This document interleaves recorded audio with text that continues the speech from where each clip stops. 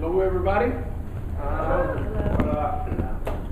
It's my last evening in the Bay Area, and I'm very happy to see the permaculture people.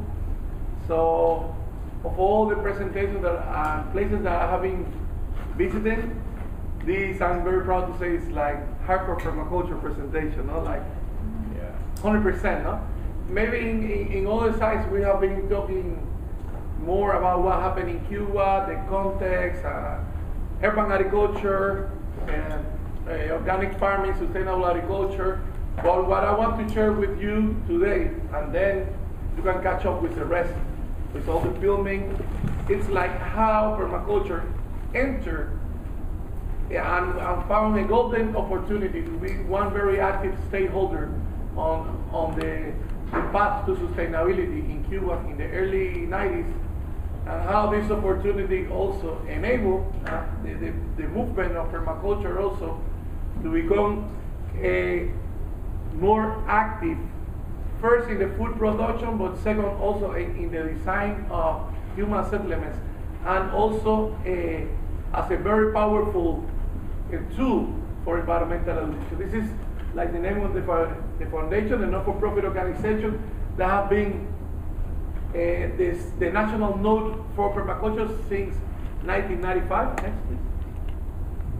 And basically, I am not here to preach to the converted. Okay, many of you have passed the course or have been reading a lot of books, and I know that they're very knowledgeable people. And I'm gonna put directly to the chase. No? How in a place when they are right now, I can tell you, no, that there are 380,000 people growing in more than 100,000 hectares in the Cuban cities. So the Cuban cities have more than 15% of the total agricultural land of the country. Just to show you, give you an idea of the impact, how the permaculture can help with this beautiful organoponics to become this, and how places, abandoned places in the city with no soil, can become like this. So creating sustainable. This is like a little bit experiences of diversity, of function, the use of like different smart cities. For example, here we're reflecting the heat. Otherwise, this star will have 70 degrees Celsius.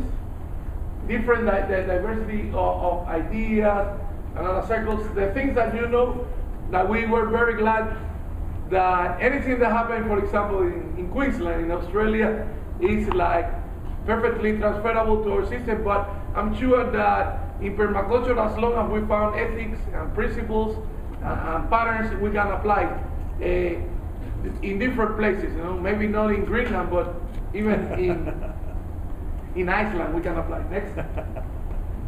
The permaculture started in Cuba in 1993, especially. There was this group of solidarity from Cuba. It's called the Southern Cross Brigade. That every year the Kiwis and the Aussies organize, and they go to Cuba. They participate in May Day and different ideas. By 1993, we were touching the bottom. Just giving you an idea, we have access by that time only to 30% of the oil that we were receiving in the 80s from the Soviet Union. And as any other society addicted to fossil fuels, our gross product fell by 70%. In a few words, there was no food, period. And you cannot eat money. Money is paper, and it doesn't feed people.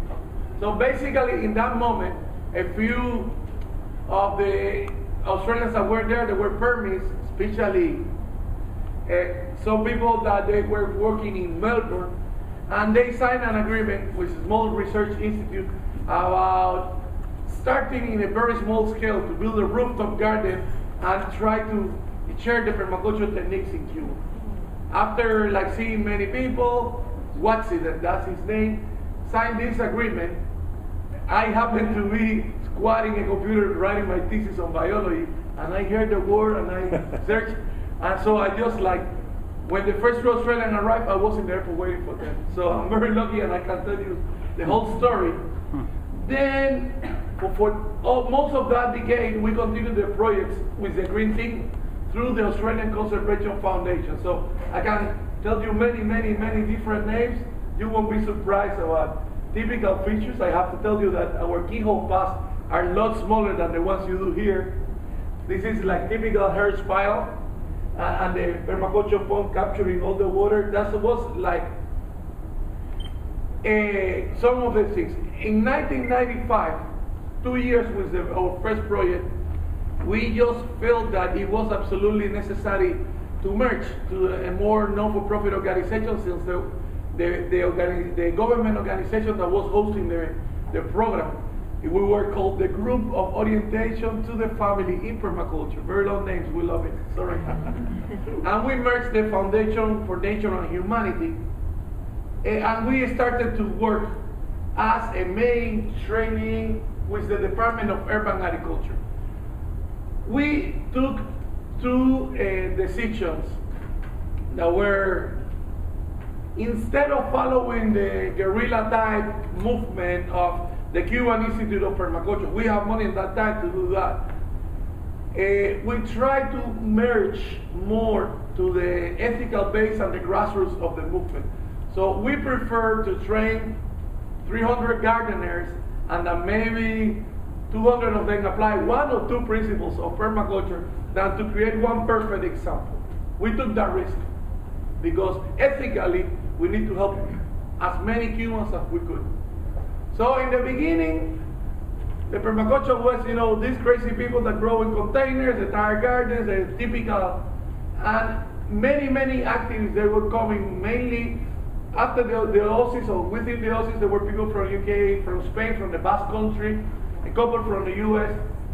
In 1995, we did our first 5 days introduction to permaculture course, and with the assistance of the Permaculture Global Assistance Network that in the 90s was very active in Latin America. I remember John Mackenzie, Daniel Nutt, the Phantoms that they live in Byron Bay. We did this first PDC. The good thing is that in the PDC, there were people that they were growing food for many years, no? So we didn't have to train them how to weed or how to use a machete, because they were much better than us. We would say, okay, we think this, and they say, okay, this makes sense. Next. These are some of the results. For me, the very result is like in 6 months we have this size of cassava, no? That's for me a big result, no? But these are mainly from the training and some of the results that we have achieved in these years. I have to tell you that we established a pyramidal system of training of permaculture. We call it community workshops, introduction to permaculture courses, 3 to 5 days, the classic PDC. And I have to tell you that the PDC that we did, like for, let's say, 15 days, it changed the life of the people, but it was a little bit rushed. So we felt more comfortable doing like twice a week during a number of weeks. And the advanced course. Why advanced course? Because for many people after the PDC, they felt very eager to keep learning.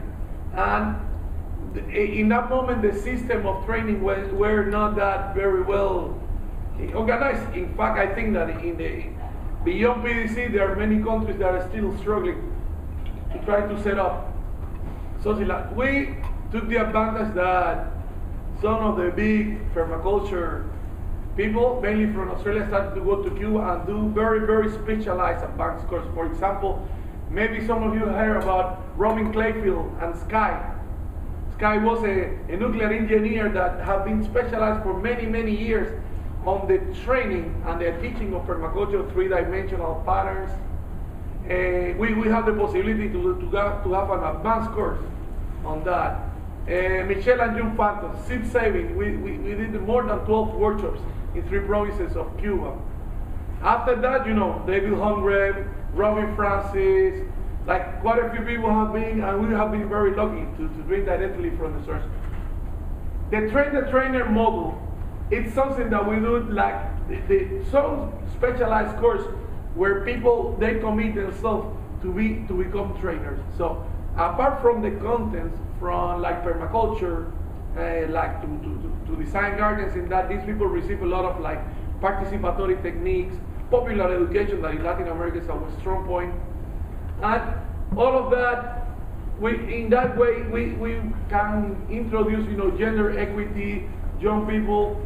There are 4 books, including 3 books that we call How to Do It, or How to Do Permaculture.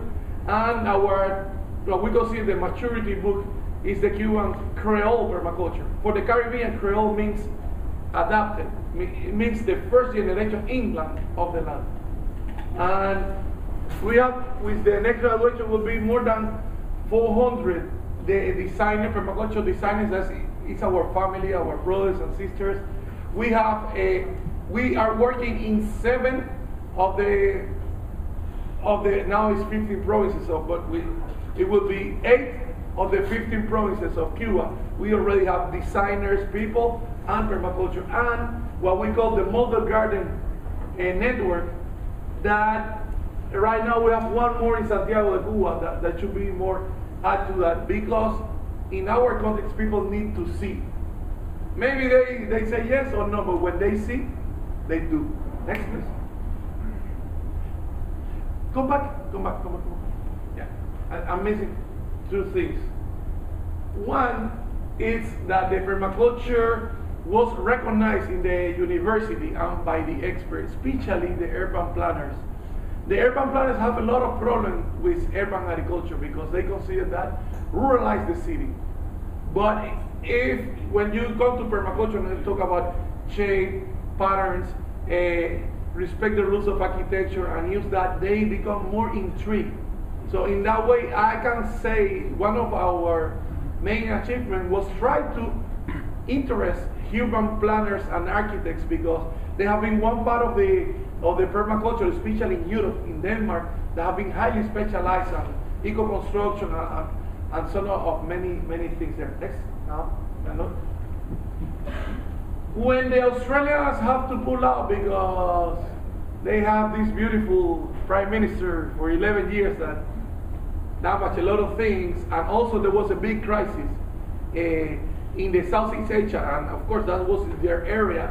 We were for a few months like orphans, but the system was totally based on the grassroots, and our next stage was try to prove to cooperation agencies that are normally a little bit skeptical about permaculture, that permaculture is as viable and can help to achieve development and to feed the people. In the beginning, they're more familiar with fair trade, organic farming, agroecology, some other things.